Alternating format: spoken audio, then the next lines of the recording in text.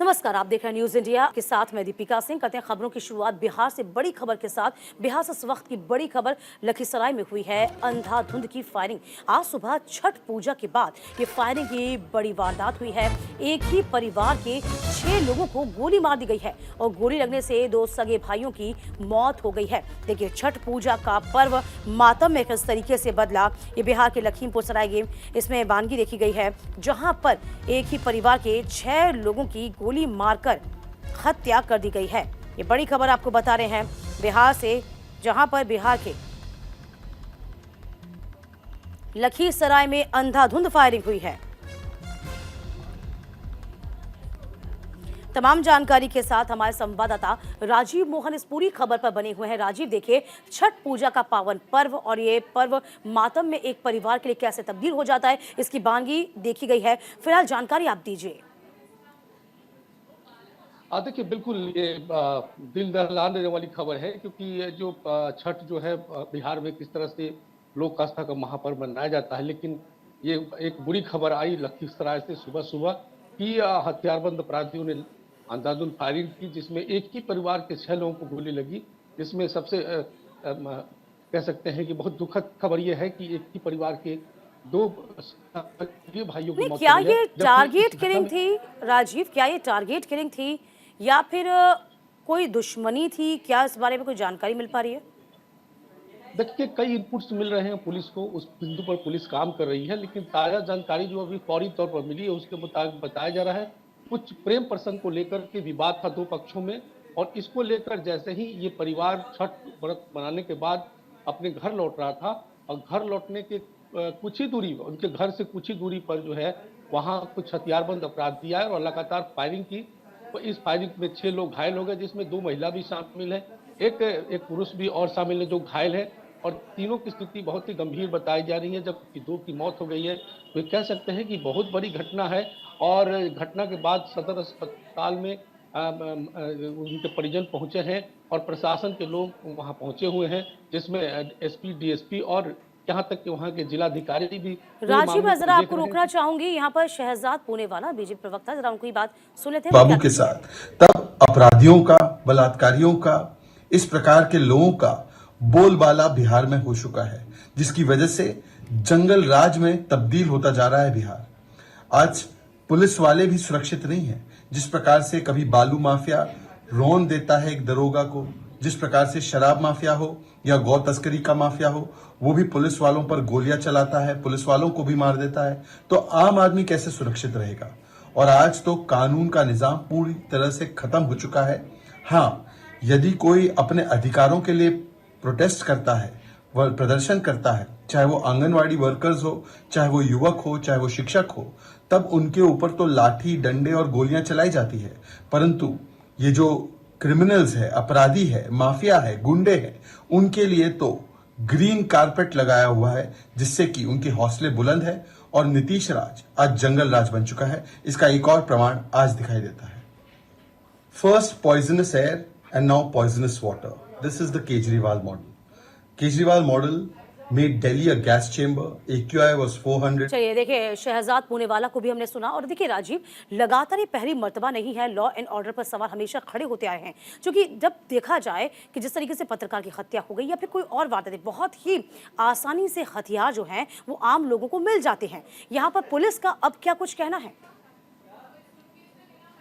Police बिल्कुल back foot पर है, चूंकि इस तरह से घटना, चूंकि सुरक्षा व्यवस्था भी की गई थी, और सुबह सुबह कह सकते हैं कि छठ का माहौल था, पर्व का माहौल था, उत्साह का माहौल था, और उसमें ये बड़ी घटना हुई है, तो सभी सख्त में है। अभी पुलिस कुछ भी कहने की स्थिति में नहीं है, लेकिन जिस तरह से अपराधियों ने इस घटना को अंजाम दिया है, तो वो बिल्कुल कह सकते हैं कि इस इलाके में दहशत का माहौल कायम हो गया है, और जिनके घर ये गोली चली है, जिनके परिवार घायल हुए हैं, वो तमाम लोग हैं, काफी उनके यहाँ मातम है। और जहां तक हथियार सप्लाई की बात है, देखिए, ये सरकार अपनी प्राथमिकता हमेशा गिनाती है। नीतीश कुमार मुख्यमंत्री बिहार कहते हैं कि मेरा अपराध है, 0 टॉलरेंस है, लेकिन जिस तरह से इन दिनों अपराधी घटनाएं बढ़ी हैं, उससे ये साफ होता है कि सरकार की अपराधियों में बिल्कुल भी खौफ नहीं है पुलिस का। कानून व्यवस्था का, जो कि बदहाल धीरे धीरे होती जा रही है। राजीव, आगे भी आपका रुख करेंगे इस खबर पर। बहुत शुक्रिया आपका तमाम जानकारी देने के लिए। चलिए बढ़ते हैं खबरों में आगे। पंजाब कैबिनेट की आज अहम बैठक होनी है। विधानसभा सत्र को लेकर कई बड़ा फैसला भी हो सकता है। कुछ नई नौकरियों पर मोहर की संभावना। सुबह 11 बजे सचिव सचिवालय में बैठक का आयोजन किया जाएगा। तो कुछ नई नौकरियों पर मुहर की संभावना है। सुबह 11 बजे सिविल सचिवालय में बैठक का आयोजन किया जाएगा, जहां पंजाब कैबिनेट की आज अहम बैठक होने जा रही है। विधानसभा सत्र को लेकर बड़ा फैसला हो सकता है। कई नई नौकरियां जो हैं उन पर भी मुहर की संभावना है। तमाम जानकारी के साथ हमारे संवाददाता जसवीर इस पूरी खबर पर नजर बनाए हुए हैं। जसवीर, आज कैबिनेट की अहम बैठक होने वाली है, क्या कुछ फैसलों पर मुहर लग सकती है? और ये भी कहा जा रहा है नई नौकरियों का जो प्रस्ताव है वो भी पास हो सकता है, जरा जानकारी दीजिए।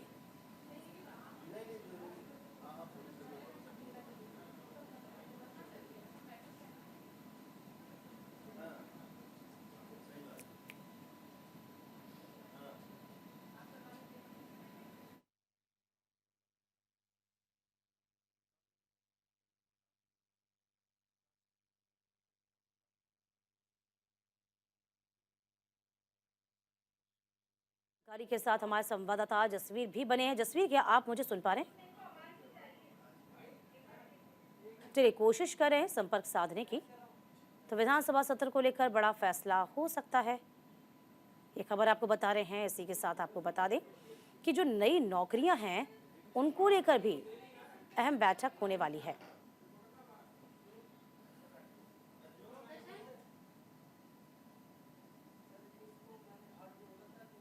तो विधानसभा सत्र को लेकर बड़ा फैसला, क्या कुछ नई नौकरियां भी सामने आएंगी, इस बाबत अहम फैसला लिया जाएगा, जानकारी जुटाई जाएगी।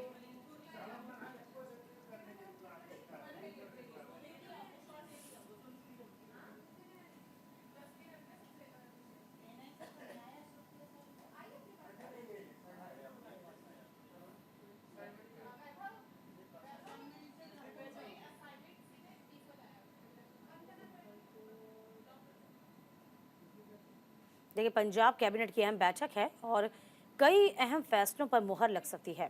जसवीर हमारे संवाददाता लगातार बने हुए हैं। जसवीर, आप तक आवाज पहुंच पा रही है? जी, देखिए आज कैबिनेट की अहम बैठक है। इसी के साथ साथ ये भी कहा जा रहा है कि नई नौकरियों के संबंध में भी कुछ अहम फैसले लिए जा सकते हैं, क्या जानकारी? बिल्कुल दीपिका, आज पंजाब की भगवंत मान सरकार ने आज एक मीटिंग बुलाई है और इस मीटिंग में कई अहम फैसले भी लिए जा सकते हैं। जैसे कि अभी विधानसभा के सत्र को लेकर सबसे बड़ा फैसला लिया जा सकता है कि अगला सत्र कब हो। और आपको बता दें कि भगवंत मान सरकार ने कई ऐसे उपराले करने शुरू किए जिसको लेकर उन्होंने चुनाव से पहले उन्होंने वादे किए थे। और आज उनको कई ऐसे जो नौकरियां हैं जिनके ऊपर भी ये मोहर लग सकती है, कुछ जो नई नौकरियां उन्होंने निकाली है उनके ऊपर भी आज मोहर लग सकती है। और कई कैबिनेट के जो बड़े फैसले हैं, जैसे निर्माण को लेके बड़े फैसले या हेल्थ को लेके बड़े फैसले लिए गए, एजुकेशन को लेके बड़े फैसले ले जाने हैं। आज ये मीटिंग बहुत अहम मानी जा रही है दीपिका। चलिए जसवीर, इस खबर पर नजर बनाए रखिएगा, बहुत शुक्रिया आपका। चलिए इस बीच बड़ी खबर मुंबई से है, जहां सूटकेस में महिला का शव मिला है।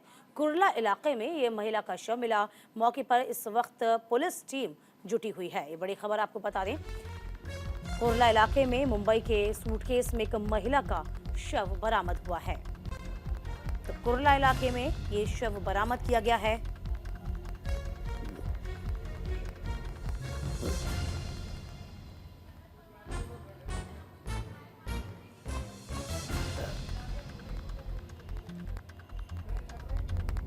तो बड़ी खबर आपको बता दें, मुंबई के कुर्ला इलाके से ये बड़ी खबर,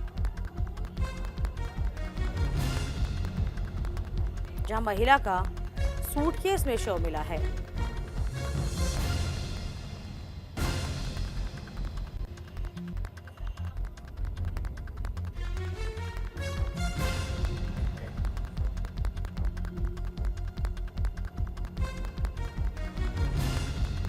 तो फिलहाल ये बड़ी खबर आपको पहुंचा रहे हैं, जहां पर महिला का शव बरामद हुआ है।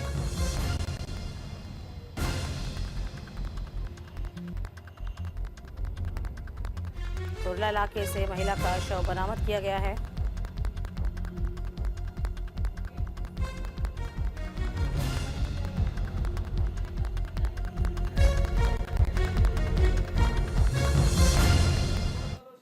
खबरें अभी और भी हैं, वक्त एक छोटे से ब्रेक का हुआ, फौरन लौटेंगे।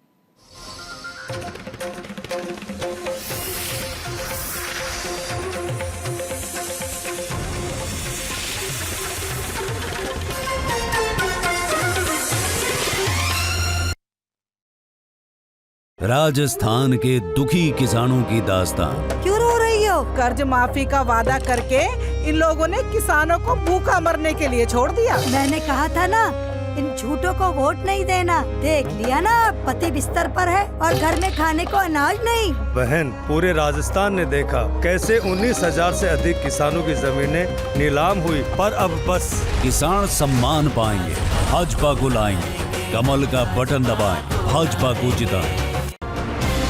NIMS University, accredited by NAC, features in NIRF ranking 2021, has world-class infrastructure in India with well-equipped laboratories, library and classrooms. It has over 10,000 students from more than 70 countries with 1 lakh alumni. It offers more than 400 courses, signed more than 150 MOUs and impeccable placements in national and international companies. Boarding and recreational facilities like 30 plus state-of-the-art residencies, 40 plus market spaces, 6 restaurants. NIMS University has its own cultural festivals and spaces for indoor and outdoor games. Come and join NIMS. लोग सोचते हैं मैंने बहुत कुछ पा लिया है दिल में, मगर आज भी वही जज्बा है, कुछ और बेहतर करना है। देश का फ्यूचर किताबों में डूब तो रहा है, पर आसमां छूने की ताकत है उसमें, यह एहसास उसे कराना है। लड़कियां हक से अपनी जिंदगी बनाने लगी हैं, मगर ये जो हिचकिचाहट है इसे हटाना है। बेखौफ चल सके ऐसा माहौल बनाना है। बॉल को स्टेडियम पार कराने का हुनर तो है उसमें, बस जरा नजर चूक रही है। इस हुनर को सही नजर से मिलवाना है।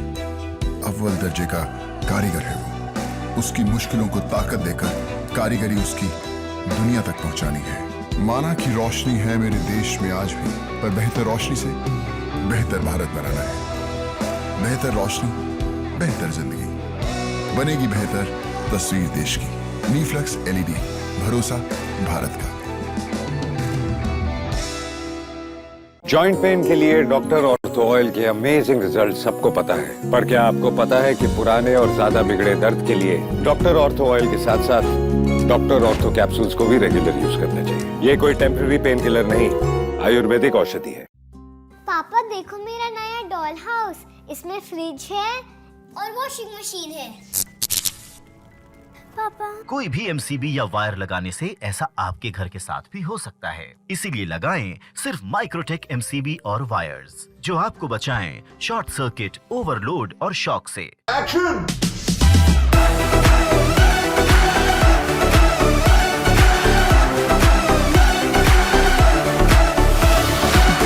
Charged with battery.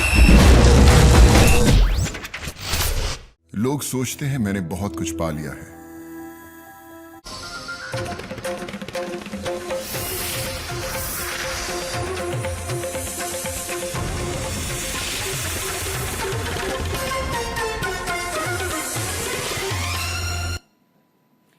इधर राजस्थान के दौरे पर पीएम मोदी हैं, 3 जनसभाओं को आज संबोधित करेंगे। पाली, हनुमानगढ़ और बीकानेर में रैली करेंगे। बीकानेर में पीएम मोदी का रोड शो भी आज होगा। तो 3 जनसभाओं को संबोधित किया जाएगा प्रधानमंत्री मोदी के द्वारा, जिसमें पाली है, हनुमानगढ़ है और बीकानेर है, जहां रैली को संबोधित करेंगे। तो प्रधानमंत्री मोदी का रोड शो, राजस्थान के दौरे पर प्रधानमंत्री मोदी आज रहने वाले हैं। कई मायनों में दौरा अहम हो जाता है, क्योंकि चुनाव नजदीक और इसी के साथ साथ लगातार तमाम तैयारियों में इस वक्त जुटी हुई है बीजेपी भी, कांग्रेस भी। और देखिए राजस्थान कितना ही खास है, इस बात की तस्दीक इस बात से हो जाती है कि प्रधानमंत्री मोदी लगातार दौरे कर रहे हैं।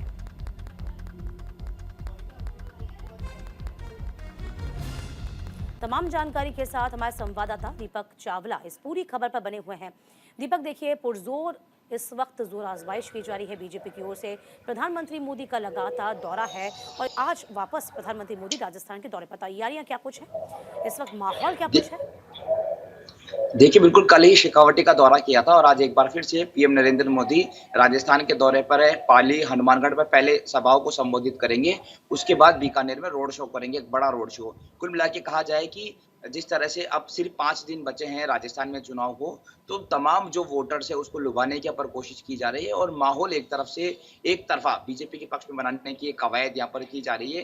पीएम नरेंद्र मोदी ने खुद ने यहाँ पर मोर्चा संभाला है और लगातार दौरा कर रहे हैं। हनुमानगढ़ चूंकि पंजाब से सटा हुआ क्षेत्र है, मान सकते हैं कि वहाँ पर जो है काफी आम आदमी पार्टी के समर्थक हो सकते हैं या उनको लुभाने की कोशिश की जाएगी, तो वहां से भाजपा जो है कमजोर है, इसलिए हनुमानगढ़ को यहाँ पर टारगेट किया गया है। पाली भी जो है मान सकते हैं कि जोधपुर से अटैच है, तो वहां पर जो है कांग्रेस हमेशा स्ट्रांग रही है, इसीलिए पाली में यहाँ पर जा रहे हैं, तो ताकि पाली में अच्छे से अच्छा प्रदर्शन जो है भाजपा का यहाँ पर हो सके। इसके अलावा बीकानेर में भाजपा की पकड़ मानी जाती है, लेकिन फिर भी अधिक से अधिक सीटें वहां पर जीतनी है, इसीलिए बीकानेर को यहाँ पर चुना गया। तो कह सकते हो कि तीनों शहरों में आज बड़ी आम सभा को संबोधित करेंगे, लाखों लोग पीएम नरेंद्र मोदी को सुनने के लिए आएंगे। इसके साथ ही बीकानेर में एक बड़ा रोड शो करेंगे, जहाँ पर रोड शो में तमाम पुलिस की पूरी पुख्ता व्यवस्था है वो यहाँ पर की गई है, किसी भी तरह से सुरक्षा में कोई चूक ना हो, तमाम ये चीजें जो है वो देखी गई है। तो मान सकते हैं कि पीएम नरेंद्र मोदी लगातार दौरे कर रहे हैं। अभी आज जो है तीन शहरों में यहाँ पर दौरा होने वाला है और कल भी पीएम नरेंद्र मोदी राजस्थान के ही दौरे पर रहेंगे।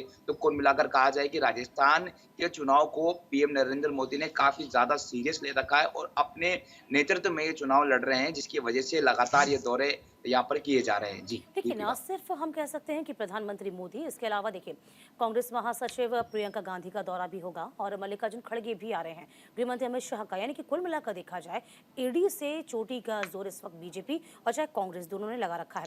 अच्छा, कांग्रेस की हम बात करते हैं। हालांकि कांग्रेस इस वक्त सत्ता पे है, लेकिन चुनौतियां कम नहीं है कांग्रेस की, और जिस तरीके से प्रत्याशियों की घोषणा हम कहें दीपक की गई है, उसमें कुछ खास परिवर्तन देखने को नहीं मिला। यानी कि फूंक फूंक कर कांग्रेस भी कदम रख रही है। दीपक, देखिए, बिल्कुल आपने ठीक कहा, प्रत्याशी कांग्रेस के बिल्कुल रिपीट कर दिए गए हैं, अधिकतर जो है वो रिपीट है और इन्हीं प्रत्याशियों से स्थानीय जनता में नाराजगी थी, कई मंत्रियों से, विधायकों से नाराज थे, लेकिन उन्हीं को रिपीट कर दिया, जो कहीं ना कहीं ये भारी पड़ सकता है कांग्रेस में। और इसके अलावा आपने जिक्र किया कि राहुल गांधी है, प्रियंका गांधी है, मल्लिकार्जुन खड़गे है, तो देखिए राजस्थान में कांग्रेस की राह मुश्किल नहीं, क्योंकि जिसकी सरकार होती है उसके खिलाफ एंटी इनकम्बेंसी होती है और राजस्थान का यही हमेशा से ट्रेंड रहा है कि एक बार यहाँ पर कांग्रेस, एक बार बीजेपी, और पिछले 2.5 दशक यानी कि करीब 25 साल से यही ट्रेंड रहा है। तो ट्रेंड के हिसाब से भाजपा मजबूत है, अगर ट्रेंड को तोड़ना है तो कहीं ना कहीं कांग्रेस के बड़े लीडर को भी आना पड़ेगा और इसीलिए कांग्रेस के बड़े लीडर भी अब जो है डेरा डाले हुए। हालांकि बिल्कुल, और जिस तरीके से 5 साल तक सिर्फ अंदर खाने यूं कहें कि राजनीति गर्मा रही थी और अपनों को मनाने की कवायद चल रही थी, उसी पर लगातार कांग्रेस काम भी कर रही है। दीपक, आपका आगे भी रुख करूंगी। इस बीच एक और बड़ी खबर आपको बता दें कि राजस्थान के दौरे पर आज सीएम योगी, जो कि फायर ब्रांड नेता हैं, आज रहने वाले हैं। 4 विधानसभाओं में चुनावी रैली को संबोधित किया जाएगा। जयपुर के आमेर में जनसभा करेंगे, दौसा के लालसोच में रैली करेंगे, अलवर के रामगढ़ में हुंकार भरेंगे, भरतपुर के सीकरी में भी रैली को संबोधित किया जाएगा।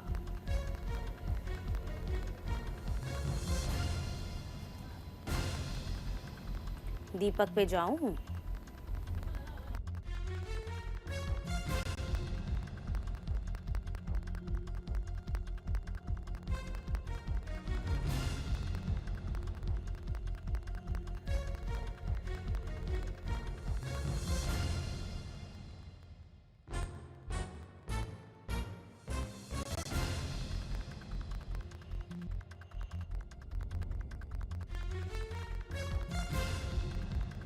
दीपक लगातार हमारे साथ बने हुए हैं। दीपक, देखिए, हम लगातार चर्चा कर रहे हैं कि आप ट्रेंड का जिक्र कर रहे थे, कभी बीजेपी कभी कांग्रेस, और इस वक्त जो वारी दिखती है हमको कहीं ना कहीं बीजेपी की दिखती है। इस बीच सीएम योगी आदित्यनाथ जब भी प्रचार प्रसार करते हैं तो उसका बहुत फायदा भी होता है। इन क्षेत्रों में आज जहाँ उनका दौरा है, प्रचार प्रसार है, वहाँ की कंडीशन क्या है, कितना फेवरेबल लगता है आपको बीजेपी के पक्ष में?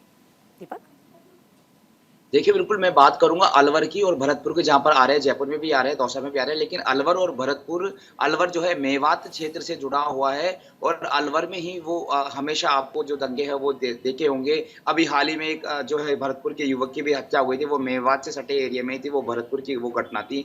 तो कह सकते हो यहाँ पर काफी ज्यादा हिंदू मुस्लिम होता है और राष्ट्रवाद के मुद्दे को लेकर भाजपा जो है हमेशा चलती है और राष्ट्रवाद का अगर कोई बड़ा लीडर है तो वो योगी आदित्यनाथ ही है। इसीलिए वो अलवर में आ रहे हैं। अलवर से बाबा बालकनाथ भी जो है तिजारा से मैदान में है, वो उनके समर्थन में भी कई बार 2 बार यहाँ पर आ चुके हैं। और कह सकते हो कि अलवर को अगर जीतना है, अलवर को अगर गढ़ बनाना है तो कहीं ना कहीं योगी आदित्यनाथ को यहाँ पर जो है मजबूत करना पड़ेगा। और जब योगी आदित्यनाथ जहाँ पर पहुंचते हैं तो वहाँ पर निश्चित तौर पर काफी जो भीड़ है वो उनको सुनने के लिए आ जाती है, क्योंकि पीएम नरेंद्र मोदी के बाद अगर किसी की अच्छी खासी फैन फॉलोइंग मानी जाती है तो वो सीएम योगी की ही मानी जाती है। उनको सुनने के लिए न सिर्फ अलवर से, भरतपुर से, बल्कि दूर दूर से, आसपास के शहरों से भी लोग आ जाते हैं। तो ये दोनों ही जगह मैं कह सकता हूँ यहाँ पर हिंदू मुस्लिम की सीटें काफी ज्यादा है, इसको जीतना है तो कार्ड कहीं ना कहीं बीजेपी खेलना चाहती है। बहुत शुक्रिया आपका तमाम जानकारी देने के लिए और इसी के साथ इस बुलेटिन में अभी के लिए बस इतना ही।